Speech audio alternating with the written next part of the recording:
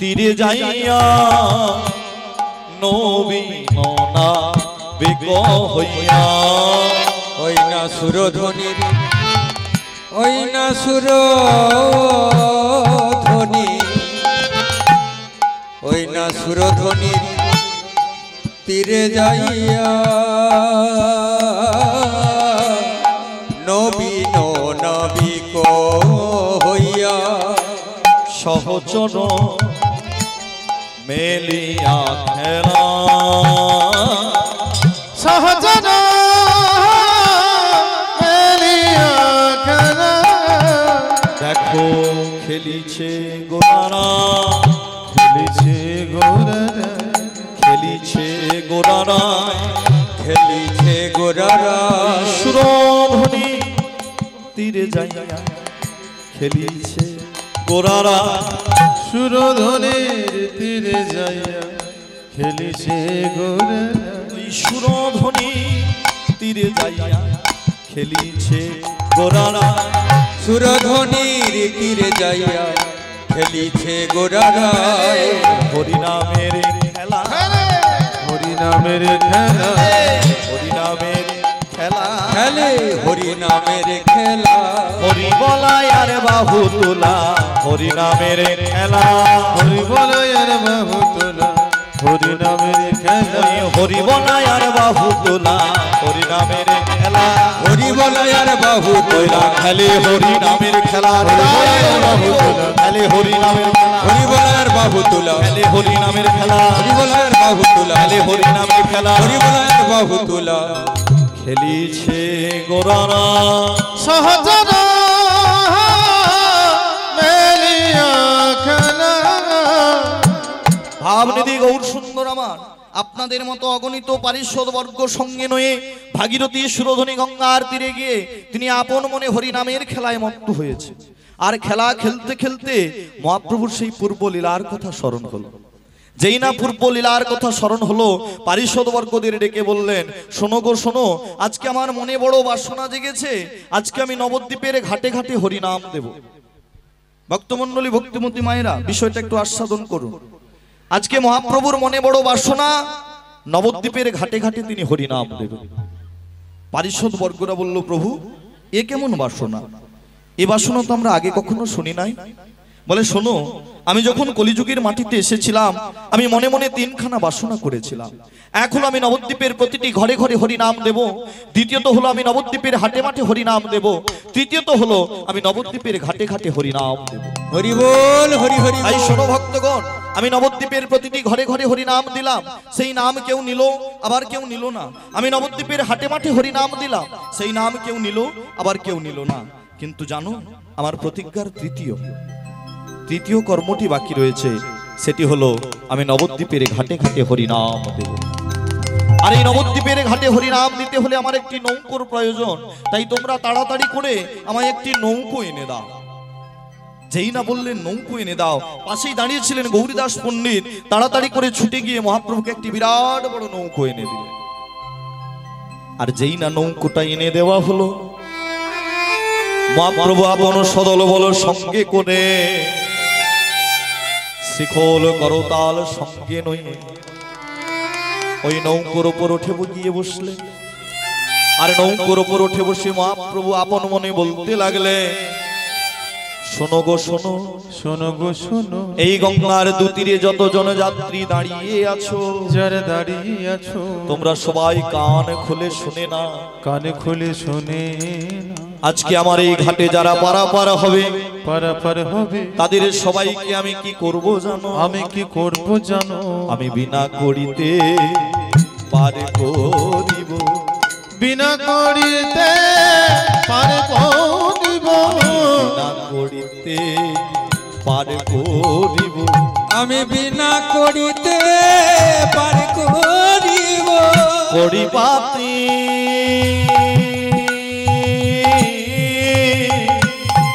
লাগবে না গো, বিনা করিতে পার করিব। ওই না করিবাতে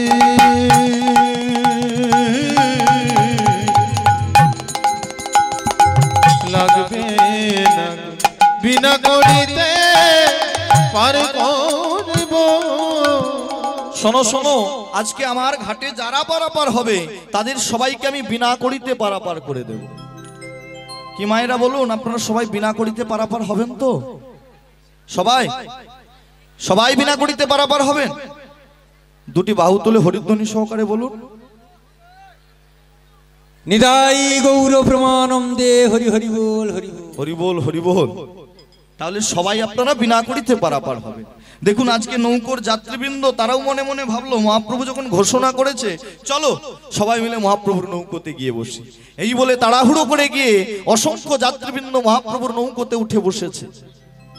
মহাপ্রভু মনে মনে ভাবলেন, নৌকোর যা ধারণ ক্ষমতা, নৌকোর যা ভার ক্ষমতা, তার থেকে অনেক বেশি যাত্রী নৌকোতে উঠে বসেছে, আর প্রয়োজন নেই, এবার নৌকোটা ছেড়ে দিই। আপনি কান্ডারি হয়ে নৌকোর হালটা শক্ত করে ধরে নৌকোটাকে আস্তে আস্তে করে মাঝ গঙ্গার দিকে নিয়ে চলেছে। আর মহাপ্রভু আমার একজনের বদন পানের দিকে তাকিয়ে তাকিয়ে কীর্তন গাইছে। তিনি কে জানো?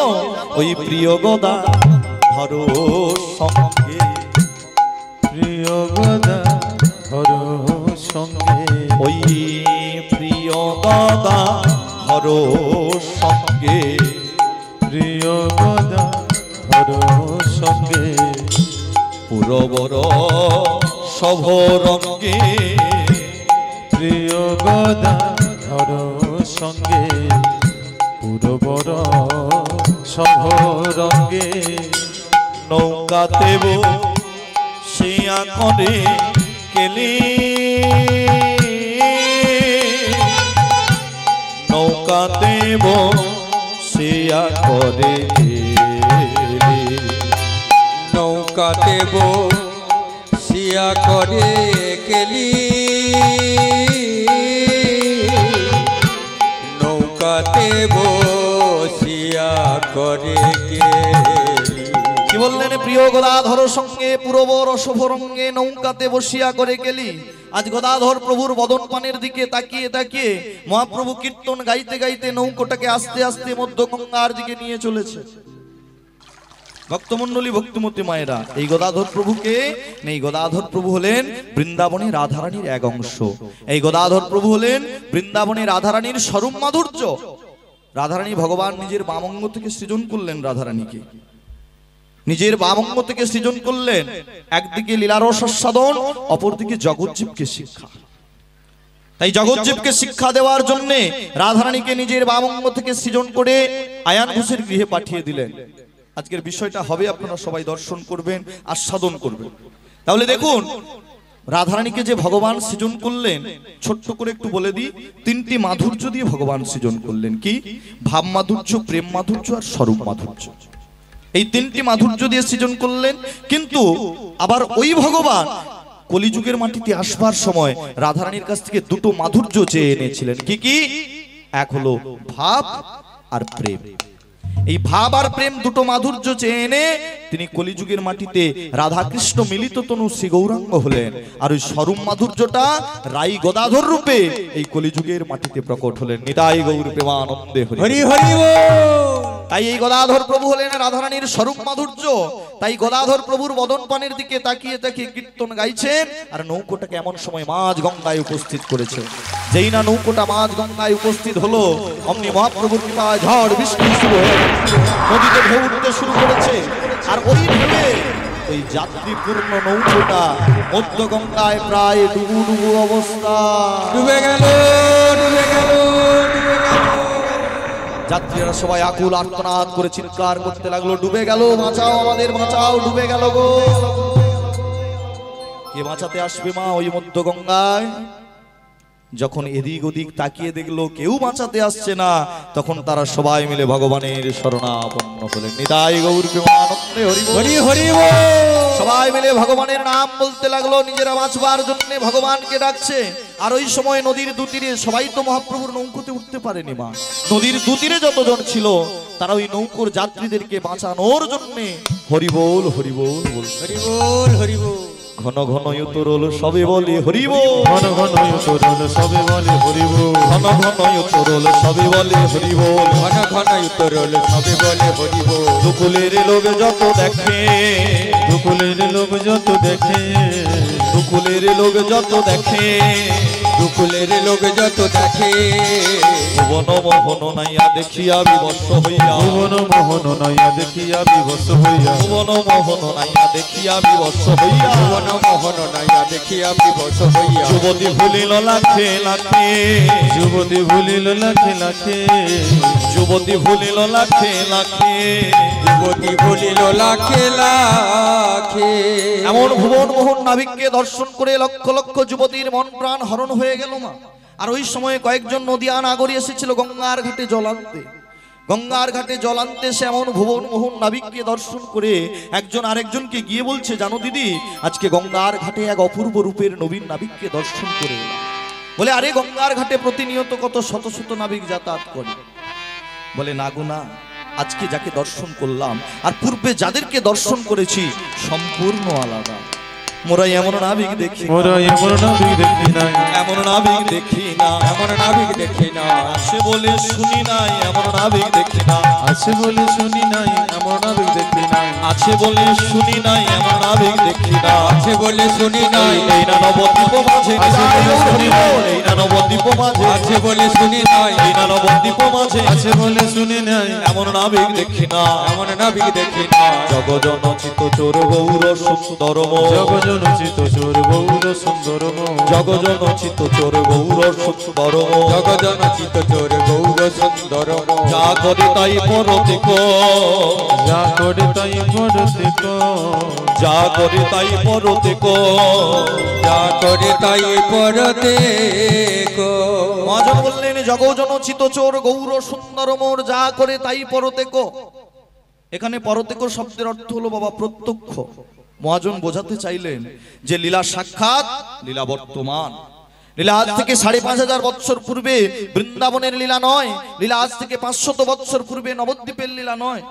শাস্ত্রে কলম দিলেন, অদ্যাবধি সেই লীলা করেন গৌর রায়, করেন গৌর রায়, কোন কোন ভাগ্যবানে লীলা দেখিবারে পায়। লীলা দেখিবারে, দেখিবারে কি বললেন? অদ্যাবধি অর্থাৎ আজ অবধি সেই লীলা গৌরাঙ্গ মহাপ্রভু করে চলেছেন, দর্শন করতে পারে না। কোন কোন ভাগ্যবান জীব সেই লীলা আজও দর্শন করতে পারে। লীলায় আজও তো ঘটে, লীলায় আজও তো ঘটে ভাই, লীলায় আজও তো ঘটে ভাই, লীলায় আজও তো ঘটে ভাই, কেহ কেহ দেখিবারে পায় আজও তো ঘটে ভাই, কেহ কেহ দেখিবারে পায় আজও তো ঘটে ভাই, কেহ কেহ দেখিবারে পায় আজও তো ঘটে ভাই, কেহ কেহ দেখিবারে পায়, লীলা করে নদের নিমাই, লীলা করে নদের নিমাই, কেহ কেহ দেখিবারে পায়, লীলা করে নদের নিমাই, কেহ কেহ দেখিবারে লীলায় আজও তো ঘটে ভাই, যত ঘটে ভাই, মনে দিন রামানন্দে হেন আনন্দ কন্দে, মনে দিন রামানন্দে হেন আনন্দ কন্দে, মনে দিন রামানন্দে হেন আনন্দ কন্দে, মনে দিন রামানন্দে হেন আনন্দ কন্দে, বঞ্চিত রহুমুই এক, বঞ্চিত রঘুমুই এক, বঞ্চিত রহুমুই এক, বঞ্চিত রহুময় এক। এত সুন্দর পদখানি যিনি রচনা করলেন তিনি হলেন বৈষ্ণব পদকর্তা রামানন্দ দাস ঠাকুর মহাশয়। চলুন সেই বৈষ্ণব পদকর্তা রামানন্দ দাস ঠাকুরের চরণে প্রণাম জানিয়ে গৌরাঙ্গ মহাপ্রভুকে বৃন্দাবন লীলার ভাবে বিভাবিত করে চলুন সবাই মিলে একটু বৃন্দাবনে প্রবেশ করি। ভক্তমণ্ডলী, ভক্তিমতী মায়েরা, যে বৃন্দাবনে আজও শ্যামসুন্দরের মোহন মুরলীর ধ্বনি বাজছে, এই স্থির সিদ্ধান্তে এসে বৈষ্ণব পদকর্তার পদকে মর্যাদা দিয়ে চলুন আমরা আস্বাদন করব সেই বিখ্যাত পদকর্তা ভোবা পাগলার একটি সুন্দর গান। আমরা আস্বাদন করতে করতে বৃন্দাবনে প্রবেশ করব। আজও বাঁশি বাজছে, বাঁশি আগেও বেজেছিল, আজও বাজছে, আগত সময়ও বাজবে। এই স্থির সিদ্ধান্তে এসে চলুন আমরা সবাই আস্বাদন করি সেই সুন্দর গান। আজও সেই বৃন্দাবনে বাঁশি বাজে বাজে রে, আজ সে বৃন্দাবনে বাঁশি বাজে বাজে রে, আজও সেই বৃন্দাবনে বাঁশি বাজে বাজে রে, আজ সেই বৃন্দাবনে বাঁশি বাজে বাজে রে বাঁশির সুরে বনে বনে, ওই না বাঁশির সুরে বনে বনে, ওই বাঁশির সুরে, বাঁশির সুরে বনে বনে, কত শত ময়ূর নাচে রে। আজ সেই বৃন্দাবনে বাঁশি বাজে বাজে রে আজ সেই বৃন্দাবনে এখনো সেই গাভীগুলি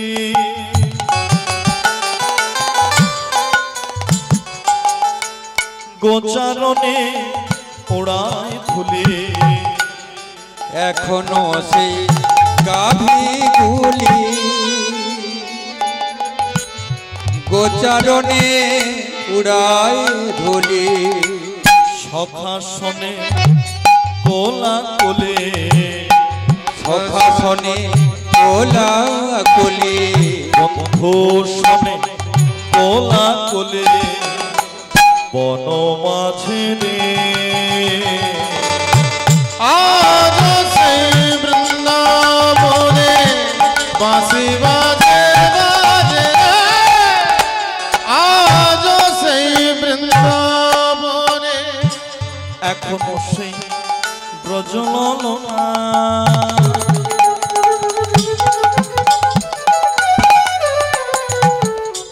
জল ভরিতে যাই যমুনা, এখনো সে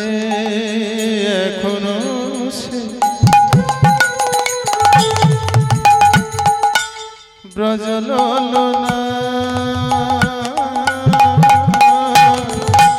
জল ভরিতে যায় যমুনা এখনো সেই ব্রজললনা, জল ভরিতে যাই যমুনা, জলের ছলে কদম তলে, জলের ছলে কদম তলে, জলের ছলে কদম তলে, কৃষ্ণ হ্যারে রে। আজ সেই বৃন্দাবনে বাঁশি বাজে বাজে রে আজ সেই বৃন্দাবনে বড়ই আশা ছিল মনে,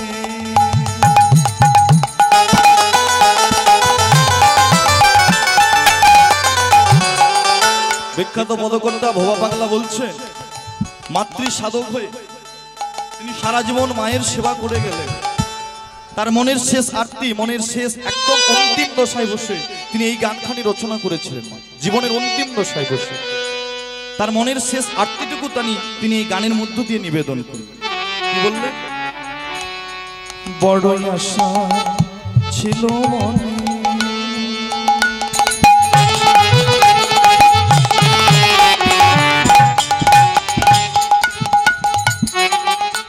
যাব মধুর বৃন্দাবনে, বড়ই আশা ছিল মনে,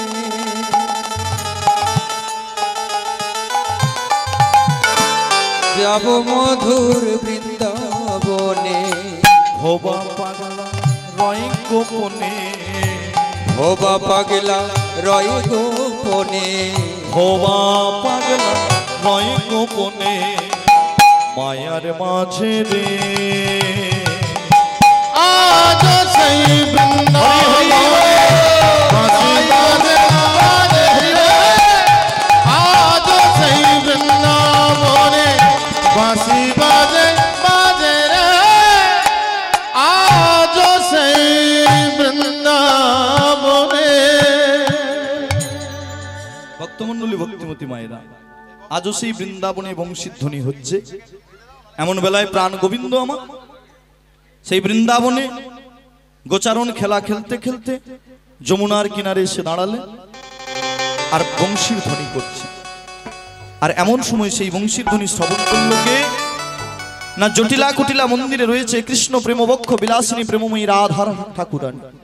আজ রাধারানীর যে বিরহ দশা, শ্যামসুন্দরের মোহন মুরলীধ্বনি শ্রবণ করে তার যে বধূর সঙ্গে মিলিত হওয়ার যে আকুল আর্তনাদ, আসুন আমরা সেই রাধারানীর বিরহ দশা থেকে আস্বাদন করব ভগবান শ্রীকৃষ্ণচন্দ্রের নৌকবিলাস। সবাই মিলে কৃপা করবেন, সবাই মিলে করুণার আশিস আমার মস্তক শিখরে রাখবেন, এই আশা নিয়ে আপনাদের চরণতল থেকে আমি বিদায় নেব। নিতাই গৌর প্রেমানন্দে হরি হরি বল।